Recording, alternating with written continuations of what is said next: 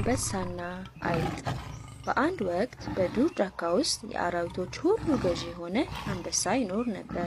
ከዕለታት አንድ ቀን አንበሳ ምግቡን ከበላ በኋላ ከዛፍ ስር ተኝቶ ነበር።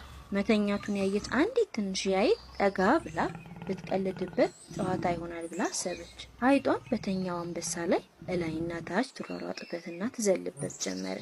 በጭራው ላይ ወደ ታች ተንሸራተታለች። አንበሳው በጣም ተናዶ በኃይል እያገሳ ተነሳ። በትልቅ እጁ አይጧን ጨጨም አድርጎ ያዛት።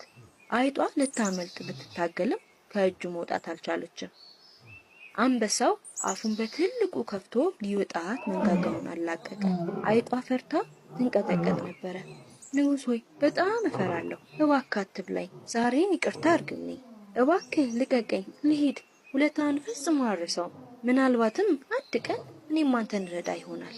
አንበሳውም የአይጥን የእርዳታ ሐሳብ ሲሰማ እጅግ በጣም ደስ አለው። ከዛም እጁን አንስቶ እንድትሄድ ለቀቃት። ንጉሥ ሆይ አመሰግናለሁ፣ ደግነትን ፈጽሞ አልረሳውም።